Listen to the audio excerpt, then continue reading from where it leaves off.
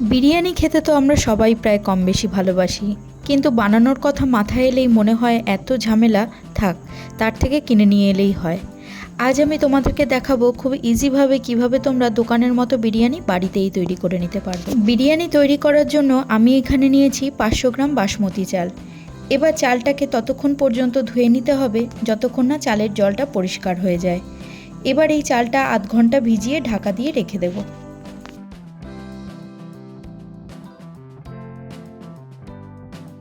এবার আসি চিকেন ম্যারিনেশনে। এখানে আমি 750 গ্রাম চিকেন নিয়েছি। চিকেনটাকে খুব ভালো করে পরিষ্কার করে ধুয়ে নিয়েছি। এবার চিকেনের মধ্যে আমি দিয়ে নিচ্ছি 2 টেবিল স্পুন আদা রসুন বাটা, দিচ্ছি 1 টিস্পুন শাহি গরম মশলা, 1 টিস্পুন গোলমরিচের গুঁড়ো, 1 টিস্পুন কাশ্মীরি লাল লঙ্কার গুঁড়ো। এবার দিয়ে দিচ্ছি সানরাইসের এই বিরিয়ানি মশলাটা, এটাও আমি 2 টিস্পুন অ্যাড করব। 1 টিস্পুন লাল লঙ্কার গুঁড়ো। এখন আমি দিচ্ছি বড় চামচের 3 চামচ জল ঝরানো টক দই।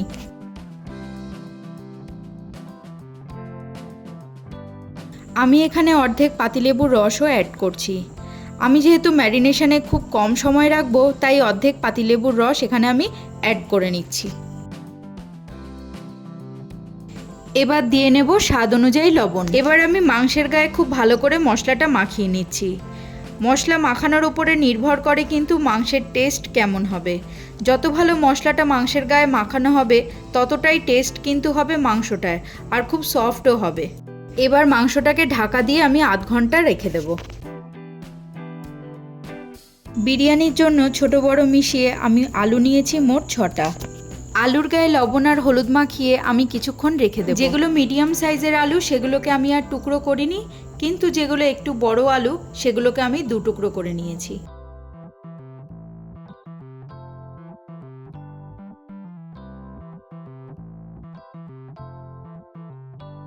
এবার কড়াই গরম করে আমি তার মধ্যে সাদা তেল দিয়ে দিচ্ছি।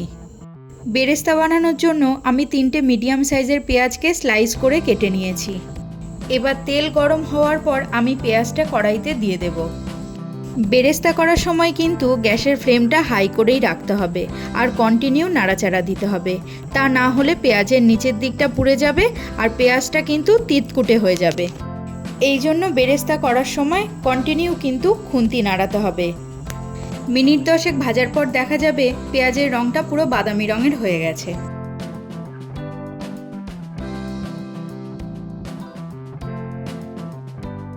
পেঁয়াজটা যখন দেখতে ঠিক এরকম হয়ে আসবে তখন তেলটা মাঝখানে রেখে পেঁয়াজগুলোকে কড়াইয়ের উপর দিকে তুলে নিতে হবে। পেঁয়াজের গা থেকে তেল ঝরে গেলে তুলে নিলেই তৈরি বেরেস্তা। দেখে হয়তো তোমরা বুঝতে পারছো যে বেরেস্তাটা কতটা ঝুরঝুরে হয়েছে।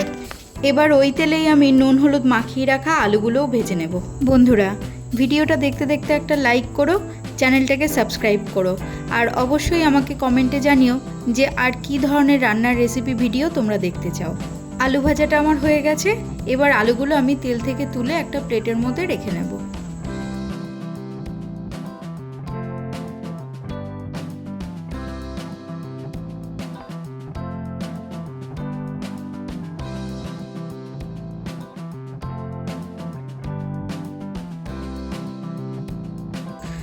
কড়াইয়ের ওই তেলেই আমি আর কোনো এক্সট্রা তেল অ্যাড করছি না।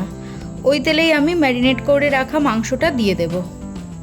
মাংসগুলো তেলে দিয়ে দেওয়ার পর গামলার মধ্যে যে মশলাটা লেগে থাকবে সেটা আমি জল দিয়ে ধুয়ে মাংসর মধ্যে দিয়ে নেব।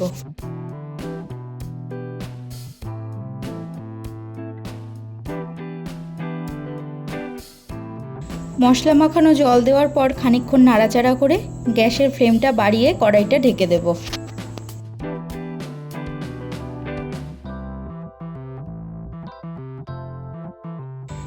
এবার আমি ভাতটা তৈরি করে নেব।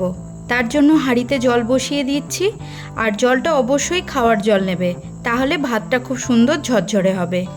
এবার ভাতের জলে অ্যাড করব গোটা গরম মশলা, 4টে এলাচ, 4টে লবঙ্গ, দারচিনি, আর দিচ্ছি 2টো তেজপাতা। ও আরেকটা কথা, ভাতের জলে দিতে হবে 2 চামচ পরিমাণ মতো সাদা তেল আর একটু বেশি করে লবণ। ওইদিকে ঢাকা খুলে দেখলাম চিকেনটাও টকবক করে ফুটে উঠেছে। এবার চিকেনের মধ্যে অ্যাড করে দেব ভেজে রাখা আলুগুলো দেওয়ার পর গ্যাসের ফ্লেমটাকে কম করে দিয়ে ঢাকা চাপা দিয়ে দিতে হবে, যাতে মাংসের এই গ্রেভিটার মধ্যেই আলুগুলো 90% কুক হয়ে যায়। মিনিট 10 লো ফ্লেমে কুক করার পর এর মধ্যে আমি 5 থেকে 6টা কাঁচা লঙ্কা বাটা দেব। এটা সম্পূর্ণ অপশনাল, চাইলে তোমরা নাও দিতে পারো। এবার লঙ্কা বাটাটা আমি মাংসের মধ্যে খুব ভালো করে মিক্স করে নিচ্ছি।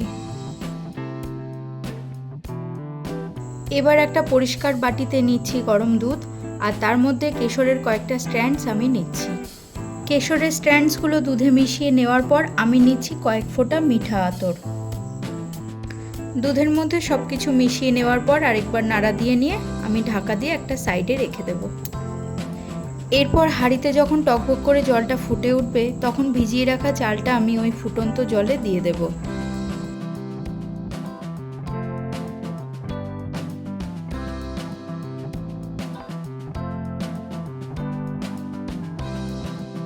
চালটা দেওয়ার পর আমি হাফ পাতিলেবু চিপে ভাতটার মধ্যে অ্যাড করছি, এতে ভাতটা খুব সুন্দর সাদা হবে।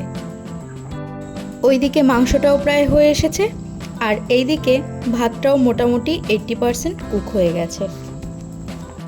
ভাতটা যখন ঠিক এই স্টেজে আসবে তখন ভাতের মাড়টা আমি ঝরিয়ে নিয়েছি। দেখো বন্ধুরা, কত সুন্দর ঝরঝরে ভাত হয়েছে।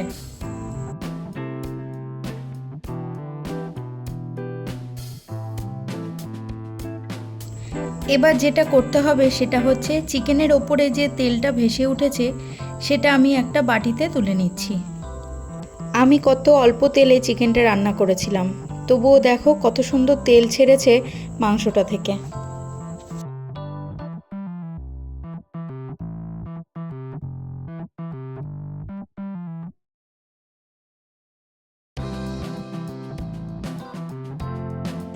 এরপর চিকেনের গ্রেভি থেকে চিকেন আর আলুগুলো আমি তুলে আলাদা করে নেব।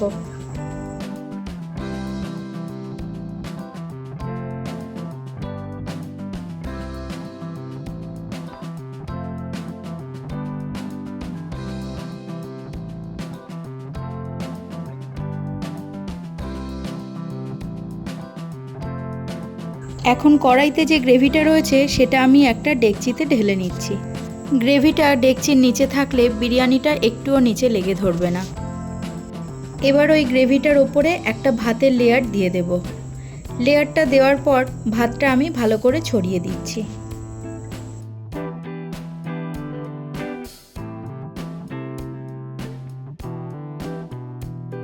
এবার ওর মধ্যে অ্যাড করছি বেরেস্তা, তারপর আলু আর মাংসগুলো ভাতের মধ্যে সাজিয়ে দিচ্ছি।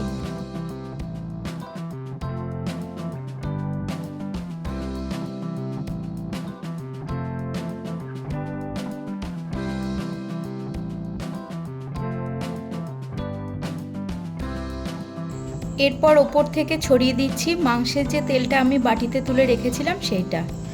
তার ওপর দিয়ে ছড়িয়ে দিচ্ছি বিরিয়ানি মশলাটা। এরপর আরেকবার ভাতের লেয়ার আমি দেব।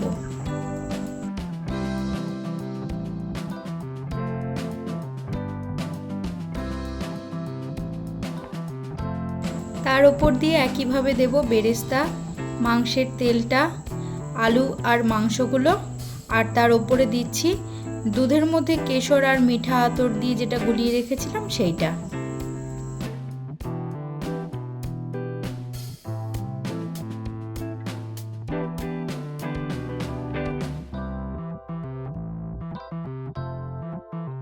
আমি এই দুধের মিশ্রণটা ক্রস করে করে দিচ্ছি, তাহলে বিরিয়ানির মধ্যে সুন্দর একটা রং হবে। একটু বিরিয়ানি মশলাও আমি আবার অ্যাড করছি। 3টে সেদ্ধ ডিমও আমি এর মধ্যে অ্যাড করব।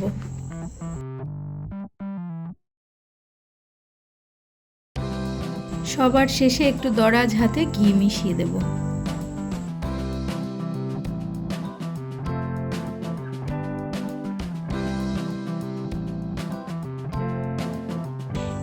এবার ডেকচির মুখটা কভার করার জন্য আমি নিয়েছি ফয়েল পেপার।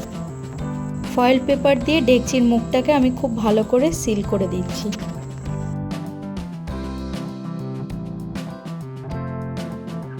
এবার একটা গরম তাওয়াতে ডেকচিটা 20 মিনিটের জন্য বসিয়ে দেব।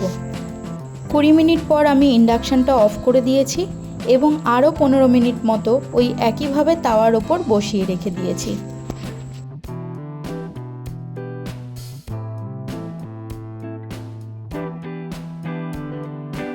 এরপর ফয়েলটা খুলতেই চারিদিকে বিরিয়ানির গন্ধ মমো করবে। প্রত্যেকটা চাল ঝরঝরে রয়েছে, মাংসটা দারুণ সেদ্ধ হয়েছে, আর আলুটাও একদম সুপার সফট, পুরো যেন দোকান থেকে কিনে আনা বিরিয়ানি।